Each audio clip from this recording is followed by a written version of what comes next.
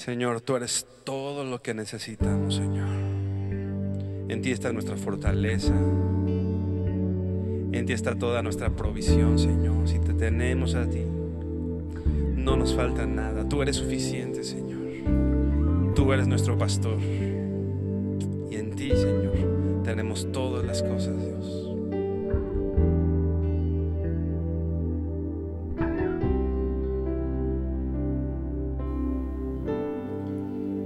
No hace falta más.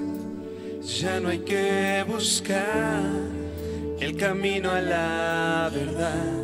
En Jesús puedes hallar. No hace falta más. Ya no hay que buscar. Él es la razón que libró mi corazón. Libró mi corazón.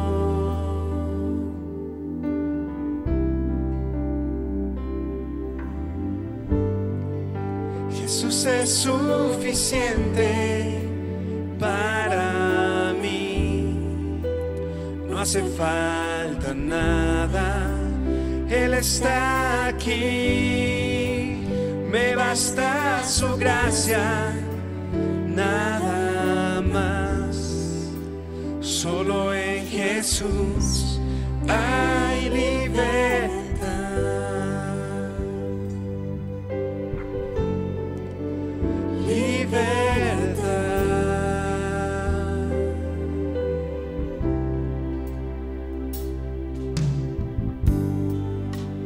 No hace falta más. Ya no hay que buscar el camino a la verdad. En Jesús puedes hallar. No hace falta más. Ya no hay que buscar. Eres la razón que libró mi corazón. Libró mi corazón.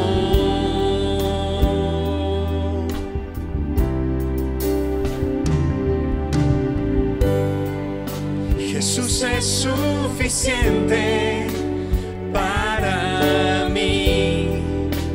No hace falta nada. Él está aquí. Me basta su gracia, nada más. Solo en Jesús hay libertad.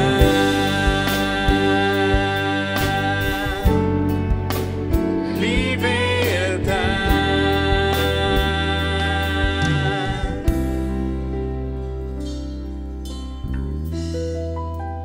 Aunque no merezco tu amor es sincero. Cuando todos se han ido, tú has sido mi amigo. Aunque no merezco tu amor es sincero. Cuando todos se han ido, tú has sido mi amigo. Por eso Jesús es suficiente para mí. No hace falta nada. Él está aquí. Me basta su gracia, nada más.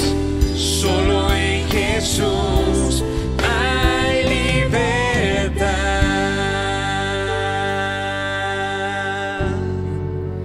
Libertad.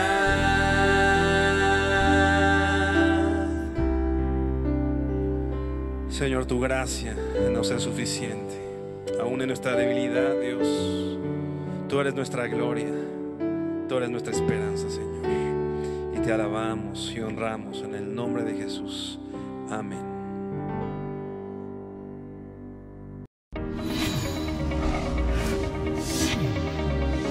Vida Nueva para el Mundo te informa de los próximos eventos.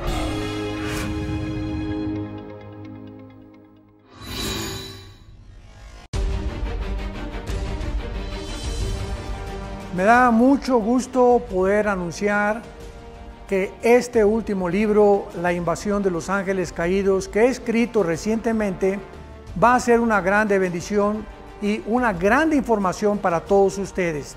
¿Por qué?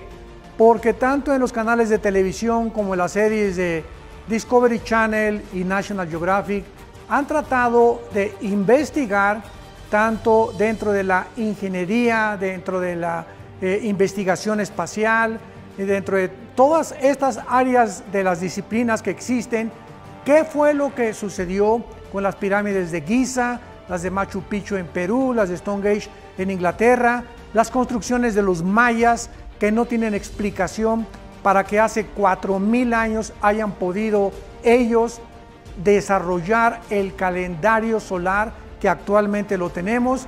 Y todas estas respuestas las pude concentrar en este libro, La invasión de los ángeles caídos, que podrán ustedes conseguir en Editorial Berea y también en Amazon y en todas las librerías cristianas. Estoy seguro que será de grande bendición para todos ustedes.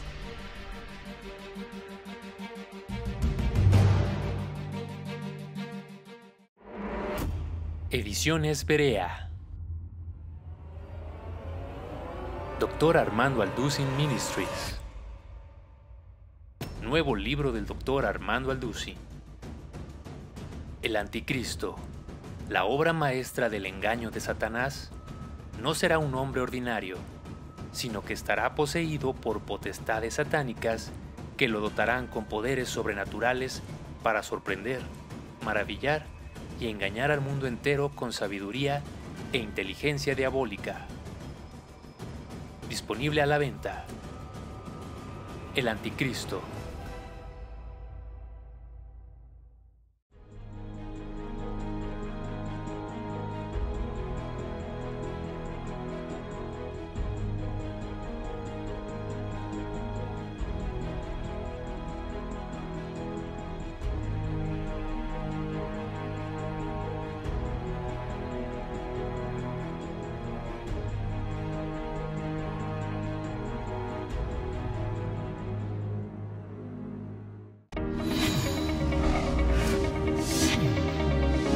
Vida nueva para el mundo.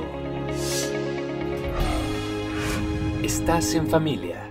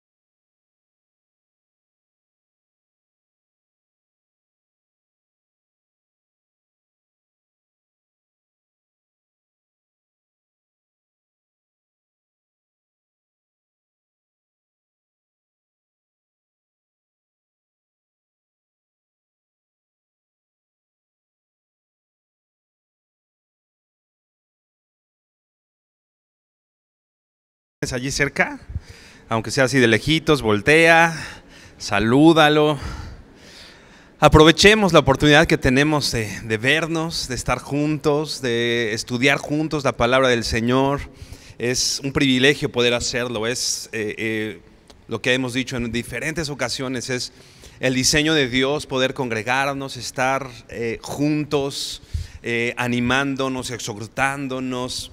La iglesia es importante para el Señor y por supuesto para nosotros. Por favor, inclina tu rostro y vamos a orar para empezar. Bendito Señor, te honramos y te glorificamos, Padre, dándote gracias por todas tus bondades, Señor, y por todos, Dios, tus beneficios, Padre. Gracias porque tú estás con nosotros, Señor. Lo sabemos porque esa es tu promesa. Tú lo has dicho así en tu palabra, Señor, que has de estar con nosotros hasta el fin, Dios.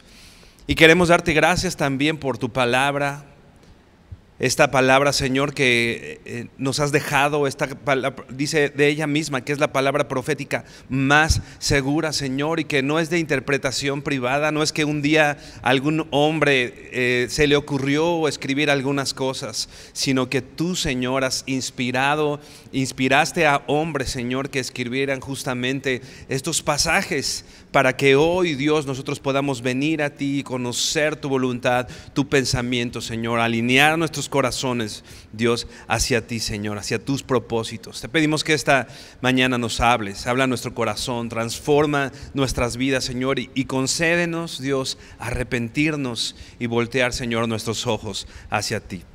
Te bendecimos y honramos en el nombre de Jesús. Amén. Hermano, por favor, abre tu Biblia en Apocalipsis 2. Hemos estado estudiando estos mensajes a las iglesias del Apocalipsis. Vamos a ver Apocalipsis 2, a partir del versículo 12. Estudiamos ya la iglesia de Éfeso, la iglesia de Esmirna, y ahora vamos a empezar con la iglesia de Pérgamo. Vamos a ver muchas similitudes, incluso con situaciones o con el momento que hoy estamos viviendo.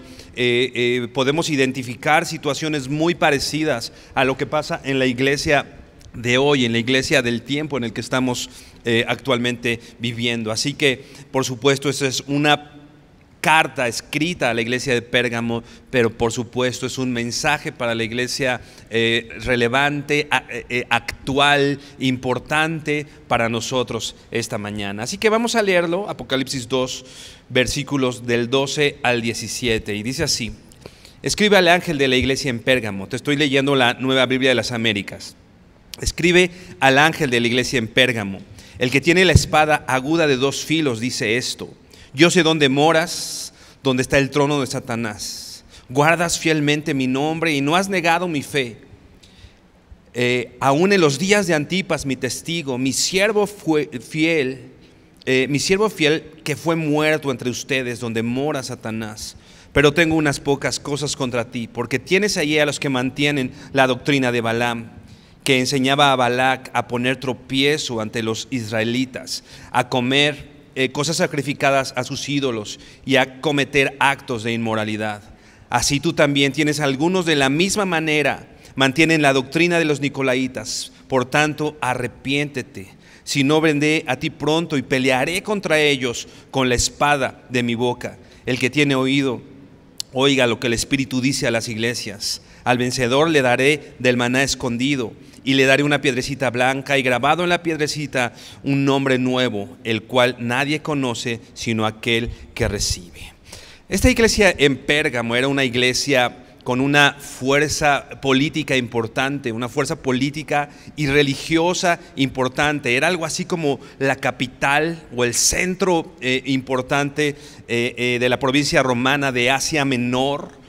Juan escribe justamente después de que esta ciudad había sido casi 300 años ese centro, vamos a decir, como capital de esta zona o de esta provincia de Asia Menor. Tenía un destacado centro de cultura, de educación, había ciencia, había muchas cosas. Es importante mencionar que había una biblioteca de más de 200,000 volúmenes, una biblioteca grande, ¿no? Recuerda que Quizá hoy los libros es un poco más fácil acceder a ellos. En ese entonces no lo era, eran pergaminos y papiros, eran situaciones o libros que habían costado mucho trabajo, caros. Esto habla que había una inversión grande en cuanto al conocimiento, en cuanto a la ciencia, en cuanto a todas estas cosas que eran importantes en ese entonces, justamente en la iglesia de Pérgamo. Repito, había una centralización del poder político, pero también del poder religioso de ese entonces. Y era especialmente conocida como un centro de adoración pagana. En este lugar estaban varios templos a dioses griegos, Dionisio, Atenea, a Zeus. Tenía templos dedicados al emperador romano. Había mucha adoración, vamos a decir, pagana, mucha adoración a diferentes dioses griegos. También muy conocida por su adoración al dios Esculapio, este dios de la medicina, que incluso actualmente, si tú ves en todo lo que tiene que ver como medicina, el escudo de la medicina tiene unas serpientes, ¿no? Esto surge en este momento. El dios Esculapio se le daba adoración, justamente se encargaba o se pensaba de él, o se encargaba a él, vamos a decir, en ese entonces, la salud de las personas, ¿no? Repito, tenía que ver mucho con ciencia, mucho con política y mucho con adoración pagana, adoración a diferentes dioses. Había mucha idolatría, mucha inmoralidad, que eran sus principales distintivos. La idolatría y la inmoralidad eran distintivos de esta ciudad. Se distinguía esta ciudad justamente por eso. En pos, vamos a decir, de la modernidad, ¿no? En pos del conocimiento que ellos tenían. Y ese era el argumento, un argumento muy parecido a hoy, ¿no? Hoy, si tú hablas del matrimonio entre hombre y mujer, ¿no? Dicen que estás pasado de moda, que eso no es, que eso era antes. Bueno, eso viene desde ese entonces, ¿no? Ellos decían que basados en la modernidad, en el progreso, entonces ellos tenían unas ideas, ¿no? Que los llevaban justamente al pecado, a la inmoralidad, por supuesto, a no considerar a Dios en sus caminos, ¿no? Pero en medio de esa ciudad donde estaba todo eso, había una iglesia. La iglesia en Pérgamo, una iglesia a la que se le escribe justamente esta carta. Es importante que sepas el contexto de dónde estaba asentada, porque más adelante, lo acabamos de leer, pero vamos a reparar un poquito más en esto. Más adelante dice que justamente era el trono de Satanás esa ciudad, ¿no? Había algo importante en esa ciudad en cuanto a estos poderes de Satanás, o estos poderes que influían en la sociedad en ese entonces y que hoy incluso influyen o están influyendo en la sociedad actual. Empieza diciendo el texto, el versículo 12, dice: escribe al ángel de la iglesia en Pérgamo, el que tiene la espada aguda de 2 filos. Es importante cuando leemos estas cartas a las iglesias, poner atención de cómo se presenta el Señor delante de las iglesias. Y ahora, en este momento, el Señor se presenta diciendo: el que tiene la espada aguda de 2 filos dice esto, ¿no? Esta iglesia tiene un reconocimiento. Esta palabra tiene, esta iglesia, el Señor le empieza dando un halago, un premio de las cosas que había hecho bien. Pero también tiene un reproche que vamos a ver más adelante. Y esta espada habla de alguna manera de esas 2 cosas. Si bien la palabra de Dios nosotros sabemos que consuela, la palabra de Dios nos anima, la palabra de Dios nos alimenta, ¿no? Pero también la palabra de Dios trae juicio. Es una espada de 2 filos. También la palabra de Dios confronta, ¿no? Me recuerda mucho, vamos por favor a Hebreos capítulo 4, versículo 12. La palabra de Dios consuela, es alimento, es lámpara, pero también es espada y es juicio y es ejecución.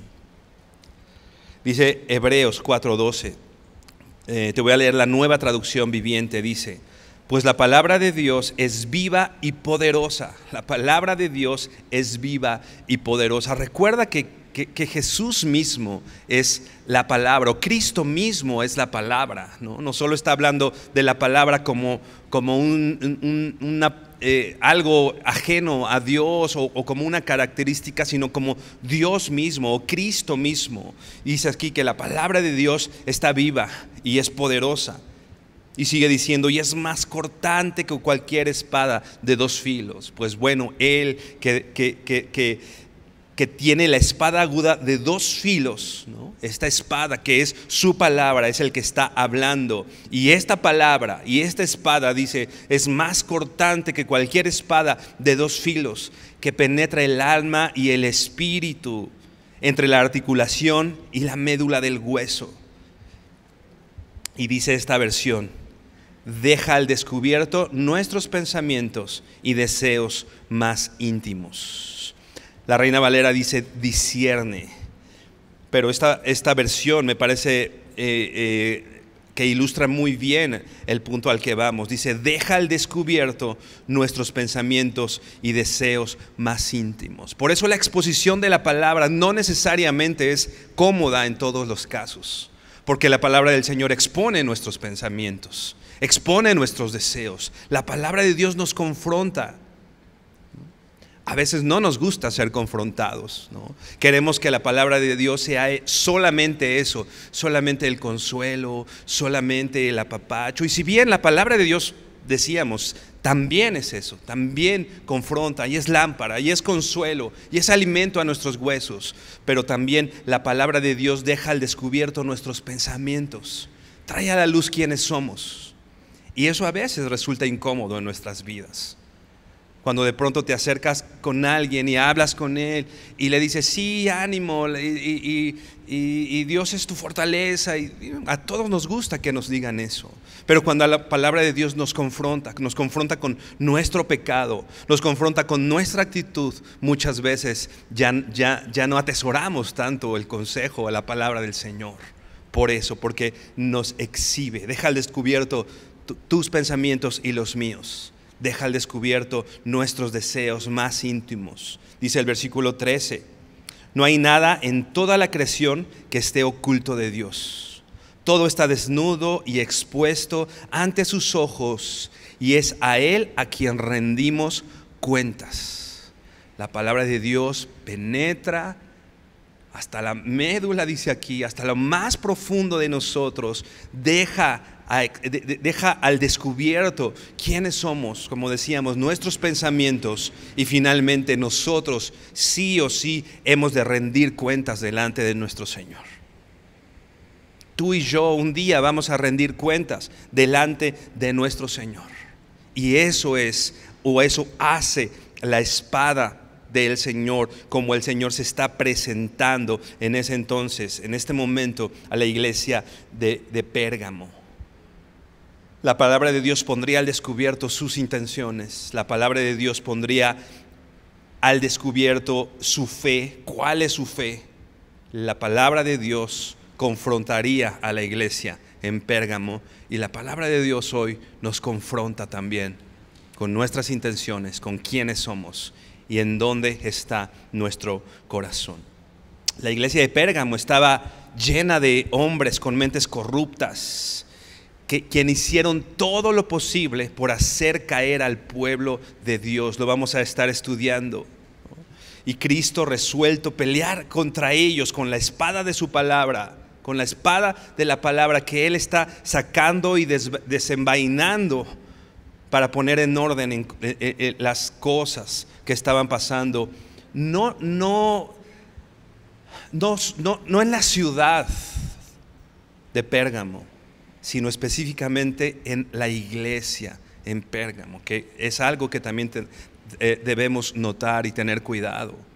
A veces pensamos que el Señor va a venir a juzgar afuera, ¿no? Dice la palabra de Dios que el juicio comienza por casa, que el juicio comienza por la iglesia. Y es lo que está pasando. El Señor trae la espada para traer ese juicio y confrontar lo que estaba pasando. Dice el versículo 13, regresamos a Apocalipsis 2. Yo sé dónde moras, donde está el trono de Satanás. yo sé dónde estás asentado, yo sé dónde estás viviendo. El Señor no ignoraba todo lo que acabamos de platicar de Pérgamo, ¿no? Este poder religioso, político, la persecución. Había persecución en la iglesia en Pérgamo, algo parecido a lo que estábamos estudiando también, o que estudiamos en la iglesia de Esmirna, una iglesia en persecución, una iglesia que estaba pasando muchos hambre, pobreza, por defender la fe en Cristo Jesús, ¿no? Ellos, dice, yo sé dónde moras, donde está el trono de Satanás, ¿no?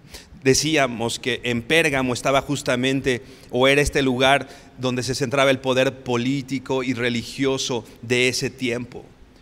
Eran cristianos perseguidos. Dice varias publicaciones serias que el grupo más perseguido del mundo, salvo lo que quiera decir cualquier persona, esto es real, no son los homosexuales, o no son las mujeres, o no son ciertas personas. El grupo más perseguido actualmente en el mundo es la iglesia cristiana. Tus hermanos, mis hermanos, ¿no? Si tú entras a diferentes sitios en donde puedes buscar cómo está el asunto de la persecución de la iglesia actualmente, te vas a sorprender. Incluso te vas a sorprender que en esos países donde se menciona donde hay persecución, aparece México, por ejemplo. México es un país donde hay persecución, no necesariamente donde estamos hoy, ¿no? Pero en México hay persecución, el grupo más perseguido, y justo el lugar donde es más cruel, más severa esa persecución, justamente es cuando los perseguidores están aliados o tienen ese mismo poder político y religioso. Hoy podemos verlo en lo que está pasando en el mundo, ¿no? Cuando un grupo con poder religioso, pero también poder ahora político, está sobre una nación, ahora ya es la combinación perfecta para que la iglesia del Señor sea perseguida. Y hoy eso está pasando en el mundo, ¿no? Hoy eso está pasando en México, ¿no? Ahora el poder político tiene estos tintes de tratar de poner cosas religiosas, o si no religiosas tal cual, sí ideológicas.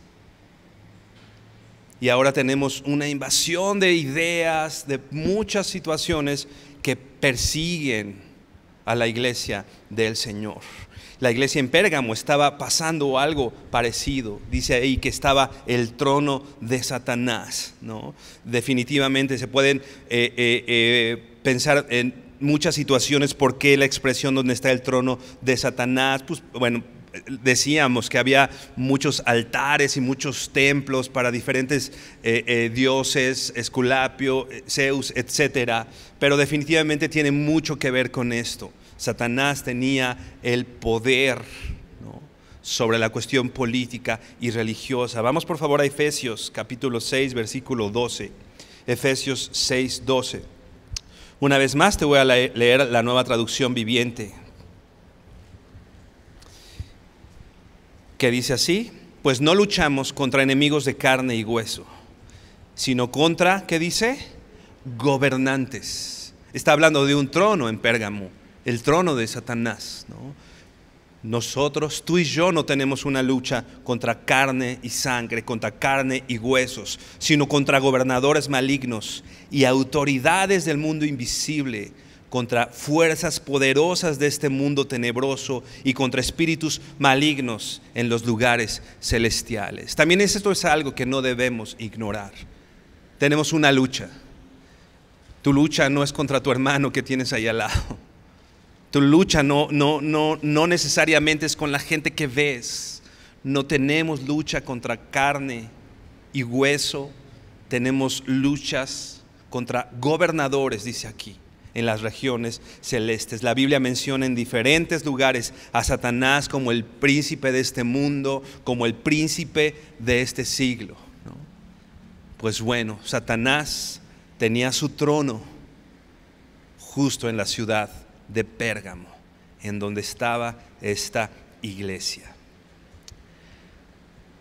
Sigue diciendo el texto, en medio de todo esto, de esta persecución que decimos, de estas dificultades, de esto que estaban enfrentando nuestros hermanos en Pérgamo, en medio de todos estos, dice, guardas fielmente mi nombre y no has negado mi fe, aún en los días de Antipas, mi testigo, mi siervo fiel, que fue muerto entre ustedes, donde mora Satanás. Dice, guardas fielmente mi nombre.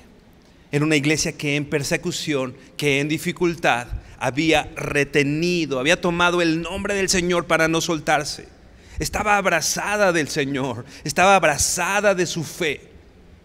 Había luchado, se había esforzado por no soltar el nombre del Señor y no hablar el nombre solamente como el nombre propio, sino con todo lo que eso representa. ¿Quién es el Señor? ¿Quién es el Señor? Pues ellos, dice aquí, que lo había retenido, habían guardado fielmente mi nombre. Y dice, y no has negado mi fe. Con todo, hasta este punto, la iglesia de Pérgamo no había negado su fe. Había permanecido, había perseverado, sobreponiéndose a las situaciones que estaba viviendo. Guardas fielmente mi nombre y no has negado mi fe, aún en los días de Antipas, mi testigo, mi siervo fiel, que fue muerto entre ustedes, donde mora Satanás. Antipas es alguien que no vas a encontrar en la Biblia en ningún otro lado. Bíblicamente no se sabe nada de Antipas. No se sabe si era alguien que predicaba. No se sabe quién era Antipas. La historia menciona, algunos libros de historia, hay algunas citas que mencionan quién era Antipas, ¿no? Antipas se dice, o dicen algunos, que era probablemente el pastor de la iglesia en Pérgamo. Que dice aquí, aún en los días de Antipas, mi testigo, mi siervo fiel, que fue muerto entre ustedes. Lo que sabemos de Antipas, que dice la Biblia, es que fue muerto. Lo que dice la historia es que Antipas fue metido algo así como una olla enorme en forma de un becerro, una olla de metal, fue metido ahí y fue calentado y fue muerto quemado, como cocinado dentro de esta olla. Y dice la historia que él moría en medio de alabanzas y en medio de la confesión del Evangelio. ¿Te imaginas la iglesia de Pérgamo? Porque dice aquí que fue muerto entre ustedes. La iglesia en Pérgamo fue testigo de esto, pero con todo guardó su fe. Con todo y no se hicieron para atrás, siguieron guardando su fe. Decíamos de Antipas, ¿no? Bíblicamente no sabemos mucho al respecto. Históricamente podemos leer estas citas. No sabemos demasiado más que un poco de su muerte. Pero el Señor lo conocía. Pero el Señor sabía quién era. Dice así, en los tiempos de Antipas, mi testigo, dice el Señor. Mi testigo, mi siervo fiel. ¿Te imaginas que el Señor pueda decir eso de nosotros? Mi testigo, mi siervo fiel. Pues lo dice de Antipas, que aunque no sabemos mucho, podemos pensar que fue alguien anónimo. El Señor lo conocía bien. Y el Señor le llama mi siervo, mi testigo, mi siervo fiel. Y él fue muerto en ese entonces. Vamos por favor al Salmo 116, 15.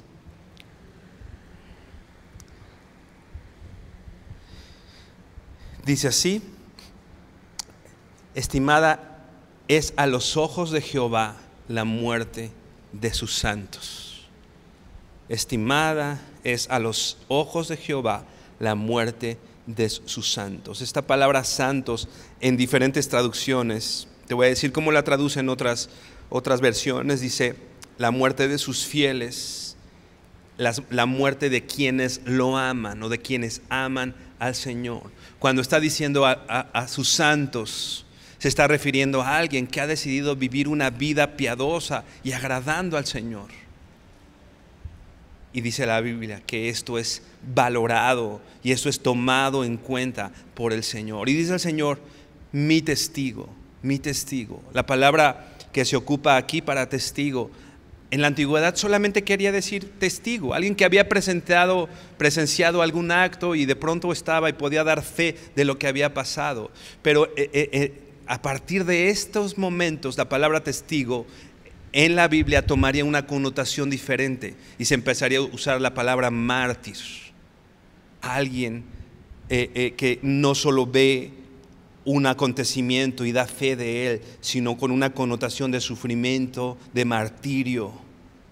Cuando él dice mi testigo, se está refiriendo no solo a alguien que presenció ciertas cosas, sino a alguien que fue muerto, martirizado y finalmente entregó su vida por su fe. Con todo eso, decíamos, la iglesia en Pérgamo había sido fiel. ¿Te imaginas? Nosotros no estamos viviendo hoy este tipo de persecución, gracias a Dios, al menos en la ciudad o en el estado en el que vivimos. No hemos visto algo así actualmente en nuestro país o cercano a nosotros al menos.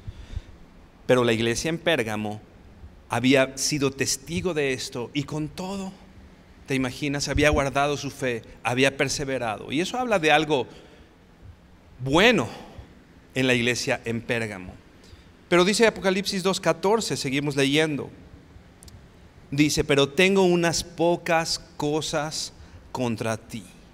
Unas pocas cosas. Había dicho varias cosas muy buenas de esta iglesia en Pérgamo.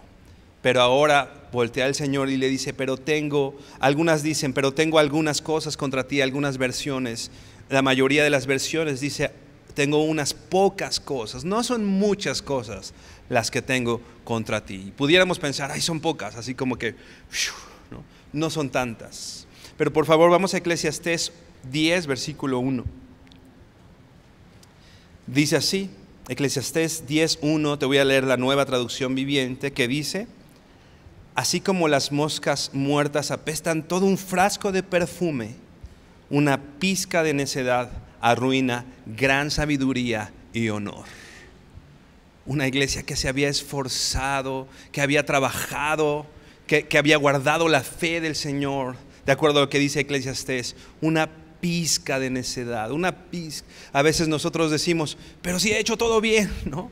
Nada más por un error está pasando todo eso. Pues sí, es lo que dice la Biblia. Podemos estar esforzados y trabajando, pero debemos tener cuidado aún en esos detalles. Dice la Biblia que las pequeñas zorras son las que no se ven, que están ocultas, pero que finalmente arruinan todo lo que sí se ve. Unas pocas cosas contra ti. Y dice así, porque tienes ahí a los que mantienen la doctrina de Balaam, que enseñaba a Balac a poner tropiezo ante los israelitas, a comer cosas sacrificadas a los ídolos y a cometer actos de inmoralidad. Te voy a leer ahora este texto en la Nueva Traducción Viviente. Dice ahí, tienes ahí los que mantienen la doctrina de Balaam. En la Nueva Traducción Viviente dice así, pero tengo unas cuantas quejas en tu contra. Toleras a algunos de entre ustedes que mantienen la enseñanza de Balaam, quien le enseñó a Balac cómo hacer tropezar al pueblo de Israel. Lo enseñó a pecar, incitándolos a comer alimentos ofrecidos a ídolos y a cometer pecado sexual. ¿Cuál es esta doctrina y cuál es la enseñanza de Balaam? Pues aquí lo dice el texto. Enseñó a Balac a poner tropiezos a los hijos de Dios. Una iglesia perseguida que no había sido detenida por la persecución, estaba a punto de serlo por un pequeño detalle, un pequeño error, unas pocas cosas. Lo vamos a ver más adelante, pero ellos tenían ahí unas personas que mantenían esta doctrina de Balaam. Repito, esta situación de enseñar a poner tropiezo a los hijos de Dios.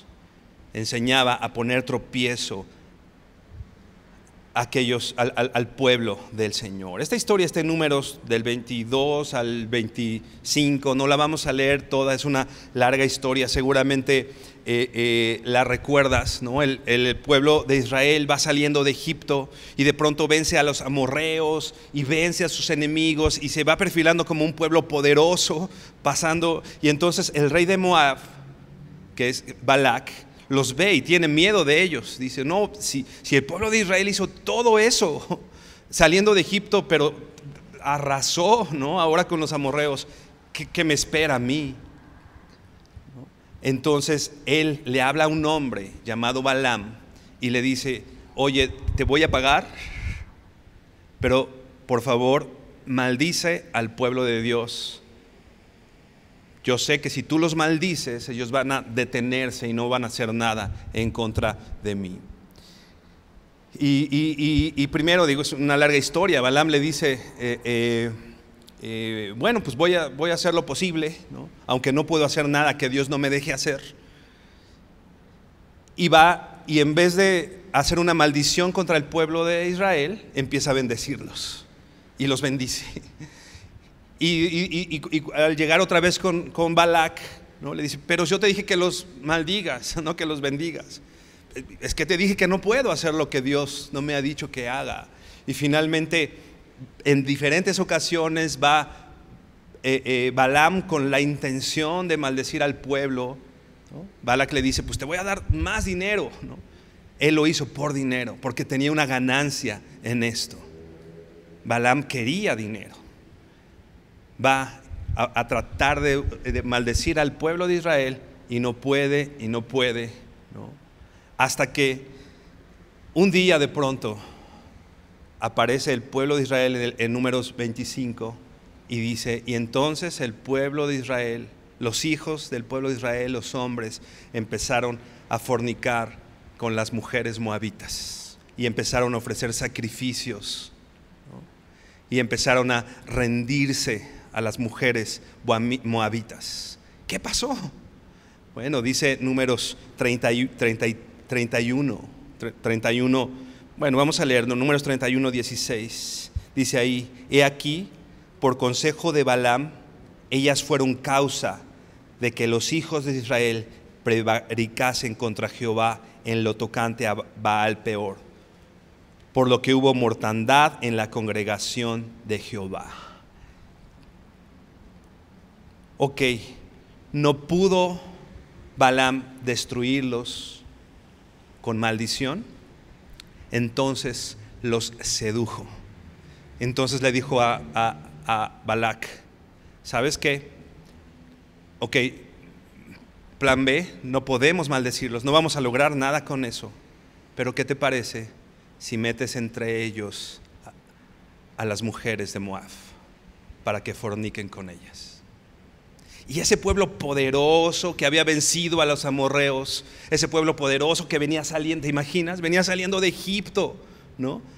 Se había puesto al tú por tú con Egipto y había salido, y de pronto los amorreos y vence, y Moab, temeroso ante ellos, de pronto dice que en ese día cayeron 24,000 hombres, murieron 24,000.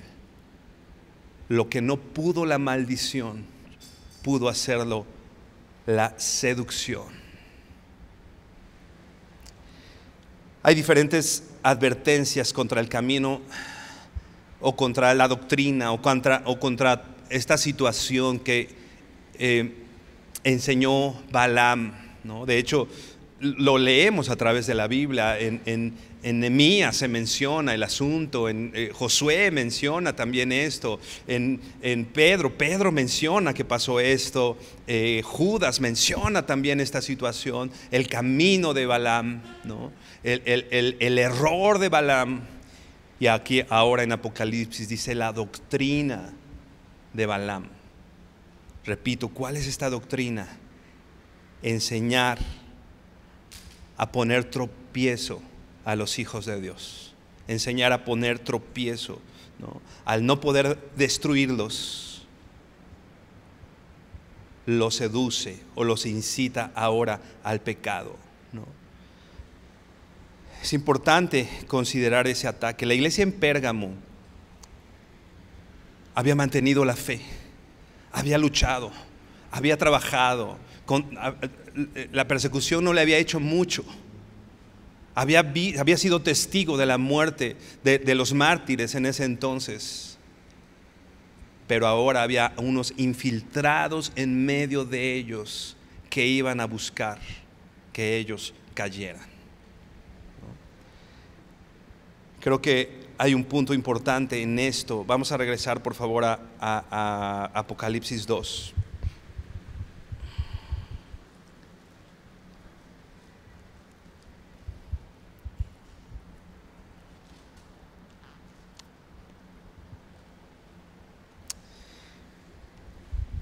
Algo importante que podemos leer ahí es que dice: pero tengo unas pocas cosas contra ti. Y viene una expresión que me pareció importante y de hecho la dejé después de explicar lo de la doctrina de Balaam, porque es donde me gustaría que hoy pudiéramos centrar nuestra atención. Dice ahí: porque tienes ahí. Si te fijas, el reproche en este entonces, en este momento, el reproche no es para aquellos que intentan que caiga o que están enseñando esta doctrina. El reproche en este momento es para la iglesia que los tiene ahí. Pero tienes ahí. ¿Te acuerdas que en versículo anterior decía que guardas mi nombre, ¿no? Guardas mi nombre. Y decíamos que esta palabra guardar era retener, tomarse fuerte del nombre. Eso lo hacía la iglesia. Pero ahora hay una palabra que dice ahí: tienes ahí. Y otras versiones dicen retienes, ¿no? Y aunque podría ser sinónimo de guardas mi nombre, ¿no? De esta palabra guardas, tienes ahí. Esta palabra o esta expresión tienes ahí tiene un sentido más específico. Quiere decir estar estrechamente unido a una persona o cosa. Estar estrechamente unido a una persona o cosa. Es utilizado de aquellos unidos o que están unidos, ya sea por lazos de sangre o amistad o deber, donde hay una asistencia y donde hay un compañerismo.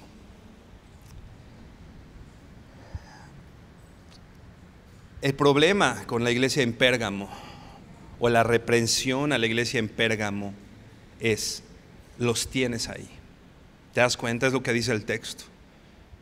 Repito, no está reprendiendo a los que retienen la doctrina de Balaam, no está reprendiendo a los que enseñan estas situaciones. Está reprendiendo a la iglesia que tiene ahí, que los tienes ahí. Déjame leerte la Nueva Traducción Viviente. Ese texto ya lo leíamos una vez más. Dice: pero tengo unas cuantas quejas en tu contra. Y dice esta versión: toleras a algunos de entre ustedes que mantienen la enseñanza de Balaam. Toleras. ¿No te suena la palabra? Estamos en la época de la tolerancia, ¿no? Cualquiera que dice una verdad ya no es tolerante, ¿no? Y ahora si dices la verdad eres intolerante, no toleras. Y ahorita la bandera de todo es la tolerancia, ¿no?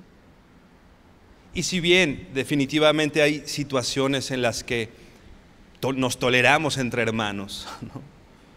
Tal vez el carácter de mi hermano no está muy bien formado y está trabajando en eso, pues bueno, tolero, ¿no?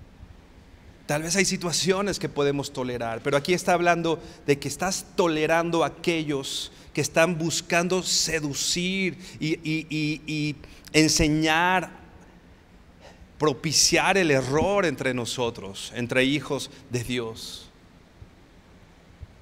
¿Qué hemos tolerado nosotros? ¿Sabes que el pecado está cada vez más inmerso en las iglesias, en las familias cristianas? También con esta bandera de la tolerancia, ¿no? Con esta bandera del amor, ¿no? No le puedo decir nada porque pues es en amor, ¿no? Hablamos de la palabra del Señor que saca y pone mis intenciones y las hace a la luz, ¿no? Y eso no nos gusta. Y a veces queremos que me toleren mi pecado, ¿no? O a veces estamos tolerando el pecado de alguien cuando dice aquí, toleras esto. Y esto definitivamente más adelante dice que el Señor odia esas cosas, estas situaciones que se estaban aplicando, que estaban pasando en esta iglesia. ¿Qué has tolerado en casa? Piénsalo hoy. Tal vez cosas que hace 10 años eran impensables que entraran a tu casa. Tal vez cosas que hace 10 años tú no pensabas que podrían estar en tu casa, hoy están. Por la tolerancia, por ejemplo, a nuestros hijos, ¿no? No, lo tolero porque en medio de la iglesia. Pues él cree eso. Enseñar que por esta cuestión de seducción en la iglesia, esta palabra seducción, explicándolo un poquito, se trata de aquellos que son guiados por los sentidos o por los sentimientos, por lo que me dice mi intuición, vamos a decir, ¿no? Yo siento que soy mujer, ok, lo toleramos, ¿no? Yo siento que esto debe ser así en la iglesia, ok, lo toleramos, ¿no? Pero de pronto, como decíamos, cosas que hace algunos años pensábamos que eran impensables que hubiera en medio de nosotros, hoy están. ¿Qué música estás oyendo en casa, ¿no? ¿Qué películas están entrando a tu casa? Decía aquí que tienes ahí, está hablando de estar estrechamente unido a una persona o cosa. A veces estamos estrechamente unidos a alguien que tiene estas cosas y que más bien están, a veces decimos, ¿no? Es que yo voy a influir en él para que él, más bien podría estar pasando lo contrario. Vamos relajando el estándar. No es tan malo, ¿no? Ayer pensaba que era malo, pero hoy no es tan malo esto. ¿Qué estamos permitiendo hoy en casa? ¿Qué estamos permitiendo hoy en medio de la iglesia? Les enseñó a pecar, incitándolos a comer alimentos ofrecidos a los ídolos y a cometer pecado sexual. Obviamente está hablando de la fornicación y el pecado tal cual, como dice aquí, el pecado sexual, que es evidente que ofende y va en contra de lo que el Señor enseña. Pero no solo eso, sino esta inmoralidad o esta fornicación espiritual. Traigamos a nuestro corazón esto y pensemos qué tenemos ahí, qué estamos tolerando, que el Señor nos dice, tienes ahí esto, estás tolerando esto con esta bandera de la tolerancia y el amor. Repito, la reprensión no solo es para que tienen esta enseñanza, sino para quienes no están haciendo nada, para quienes a lo mejor están reteniendo el nombre del Señor, sí están luchando, sí están trabajando, sí, pero tienen ahí a aquellos que enseñan al pueblo a pecar. Vamos a primera carta a los Corintios 5.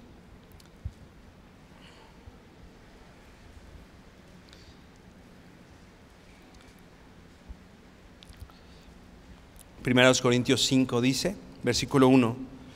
Te voy a leer una vez más la NTV. Y dice así. Está escribiendo el apóstol Pablo a esta iglesia en Corinto. Me cuesta creer lo que me informan acerca de la inmoralidad sexual que hay entre ustedes. Algo que ni siquiera los paganos hacen. Me dicen que un hombre de su iglesia vive en pecado con su madrastra. empieza el versículo 2 diciendo, ustedes están muy orgullosos de sí mismos. Era una iglesia que se enorgullecía de lo que tenía, que se enorgullecía de su doctrina tal vez, de todo lo que hacían, de su trabajo. Y eso no quiere decir que esas cosas hayan sido malas, pero el apóstol Pablo dice, me cuesta trabajo pensar que hay entre ustedes algo que ni siquiera los paganos, ni siquiera los que no conocen al Señor hacen. Y en medio de la iglesia esto está pasando. Versículo 2, ustedes están muy orgullosos de sí mismos, en cambio deberían estar llorando de dolor y vergüenza y echar a ese hombre de la congregación. ¿Qué es lo que hace la iglesia ante el pecado? Que está diciendo el apóstol Pablo, llorar de dolor. Llorar de dolor. No dices, sí, no pasa nada. Sí, está bien, ¿no? Es su vida, no me meto con él. El Señor le decía a Caín, ¿no? ¿Qué acaso? Le decía, ¿dónde está tu hermano? Y Caín decía, ¿qué acaso soy guarda de mi hermano? Y la respuesta es, por supuesto que eres guarda de tu hermano. Si tú ves, lo hemos estado estudiando con la cuestión de la disciplina, ¿te acuerdas? ¿No? Si tú ves a tu hermano, acércate con él y dile. No hace caso, pues ve con un testigo, ve con las autoridades, en amor, en amor, en amor. Pero llega un punto en el que sabes que no te arrepientes, no estás esforzándote, no está pasando nada. Sabes que, dice aquí, deberían echar a ese hombre de la congregación. ¿Esto que son palabras fuertes? Pues sí, gracias a Dios no son palabras que salgan de mí, es lo que dice la Biblia. Hay gente que debería causarnos dolor, no apatía. El pecado de tu hermano te debería causar dolor, no indiferencia, porque tú eres su guarda. Y a veces, repito, con esa tolerancia tenemos ahí, y tenemos una relación estrecha, y tenemos algo muy cercano, pero no nos atrevemos a decirle que lo que está haciendo es pecado. Porque sabemos que si le decimos vamos a perder puntos con él, ¿no? Cuando tú confrontas a alguien, el 99.9 de las veces no tiene un resultado que digan, sí, gracias por decirme, ¿no? La verdad es que la mayoría de las veces hay confrontación y mejor se alejan, no sé. Pero debemos tener cuidado en eso como iglesia. Si ves a tu hermano, ve con él y dile. Eso es lo que hace la iglesia del Señor. Ok, no entiende, ve con testigos, personas maduras, enséñale en amor. Ve con las autoridades, el punto es que se arrepienta, ¿no? El apóstol Pablo dice en diversas cartas, el tal se ha entregado a Satanás para que su alma sea salva, o para que aprenda a no blasfemar. La idea en todo esto es que aprendan, que sean enseñados, ¿no? Es amor finalmente, pero no es algo que debemos omitir. Ahí en la misma carta a los Corintios, en ese mismo capítulo, vamos al versículo 9, dice, cuando les escribió anteriormente, les dije que no se relacionaran con personas que se entregan al pecado sexual. Pero no me refería al incrédulo que se entrega al pecado sexual, esos son avaros o estafadores y rinden culto a ídolos. Uno tendría que salir de este mundo para evitar gente como esa. No está diciendo que no te juntes con nadie que tiene algún pecado, entonces ni lo volteo a ver, ¿no? Dice aquí, no me estoy refiriendo a los no creyentes, ¿no? Porque si fuera así, pues me tengo que salir de este mundo, ¿no? Dice el versículo 11, lo que quise decir es, no se relacionen con ninguno que afirma ser creyente y aún así se entrega al pecado sexual, o es avaro, o rinde culto a ídolos, o insulta, o es borracho, o estafador. Dice, ni siquiera coman con esta gente.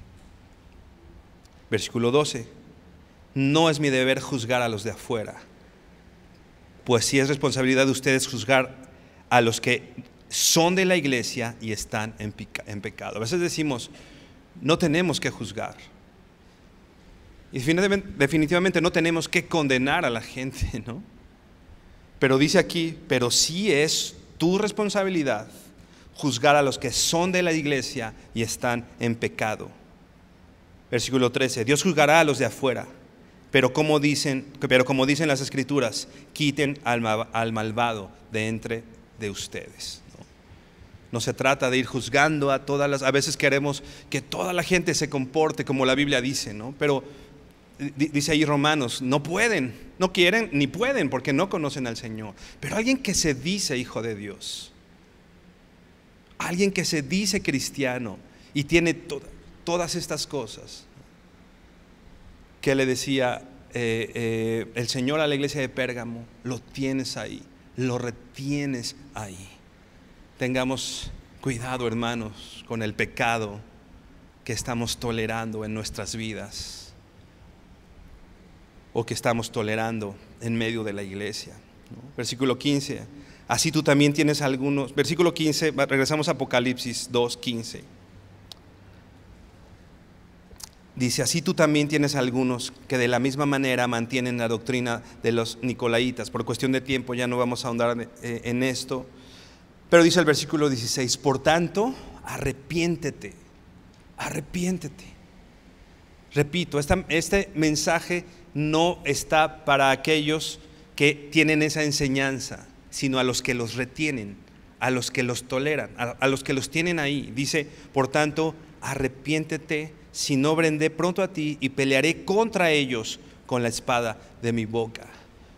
Muchas veces nosotros no decimos nada pensando en un falso amor, ¿no?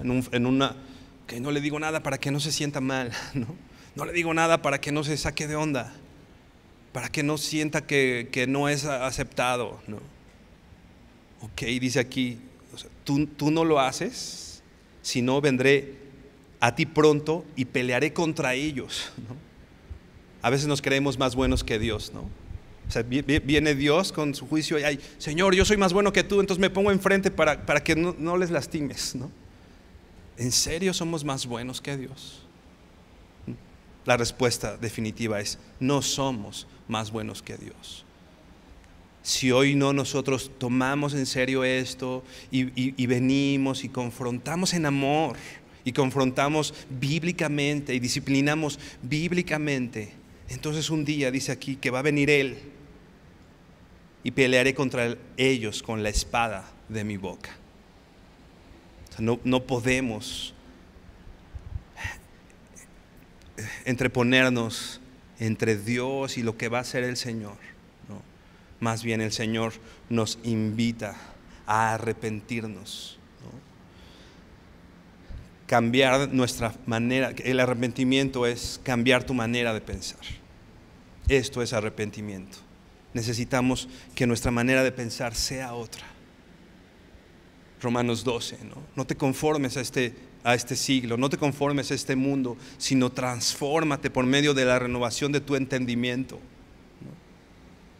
No nos conformemos a lo que dice el mundo que es el matrimonio. No te conformes a lo que dice el mundo que es el noviazgo. No te conformes a lo que dice el mundo que es el amor. No te conformes a lo que dice el mundo de Dios o de quién eres tú incluso. No tomes la forma del mundo, sino arrepiéntete, transforma tu mente, transforma tu manera de pensar. Dice ahí mismo Romanos 12, entrega tu cuerpo en sacrificio vivo, santo, agradable al Señor, que es vuestro culto racional, ¿no? Entonces, cuando yo hago eso, cuando yo transformo mi manera de pensar, dice ahí en Romanos, entonces yo compruebo la buena voluntad de Dios, agradable y perfecta. ¿Por qué no he comprobado la buena voluntad de Dios? ¿Por qué no he comprobado que la voluntad de Dios es agradable? ¿Te ha pasado que, Señor, no, es tu voluntad y pues bueno, eres Dios, entonces lo hago, ¿no? Pero no me agrada. ¿Sabes qué? Para que te agrades en la voluntad de Dios, primero te presentas a Él como un sacrificio vivo, santo, agradable a Él. Transformas tu manera de pensar y entonces compruebas la buena voluntad de Dios, agradable y perfecta. Entonces pidamos al Señor que nos conceda el arrepentirnos, el mudar nuestros pensamientos, no conformarlos a este mundo, sino que nuestro entendimiento sea renovado a través de su palabra. Por favor, inclina tu rostro y vamos a orar. Bendito Señor, tú eres bueno y santo, justo,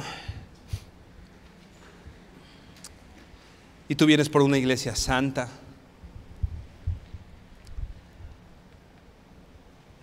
Y Señor, y quizás algunos de los que estamos aquí con tu ayuda nos hemos esforzado tal vez y hemos luchado y tal vez hemos sufrido persecución, Señor.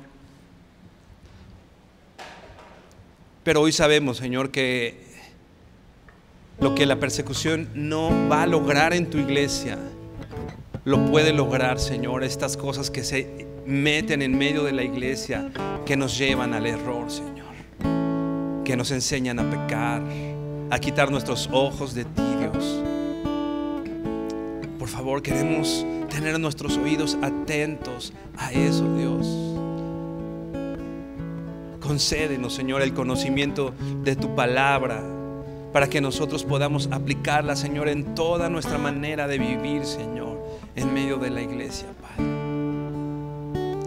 Concédenos el amor entre nosotros, Señor, para no quedarnos callados cuando vemos que nuestro hermano, Señor, está a punto de destruir su vida, Dios. Sino hablar, convencer, traerlos delante de ti, Señor. Hoy nos arrepentimos, Señor, delante de ti, de todas estas cosas, de todo el pecado que hemos tolerado en nuestras vidas. Nos arrepentimos delante de ti del pecado que hemos tolerado alrededor de nosotros, que finalmente nos está influyendo y también nos lleva a pecar, Señor. Nos arrepentimos, Señor, de nuestro pecado. No hay nada que podamos ocultar, Señor, delante de ti. Tú nos conoces. Tú conoces nuestras obras, Señor, y sabes dónde moramos, y sabes la influencia, Señor, que hay alrededor de nosotros, Padre. Concédenos, Señor, ser cada vez más como tu Hijo Jesucristo. Renueva nuestro entendimiento, transforma, Señor, nuestro corazón y llévanos, Señor, cada vez más parecidos a ti, Dios. Te honramos, Padre, te bendecimos en el nombre de Jesús. Amén. Hermano, buenas tardes, muchas bendiciones.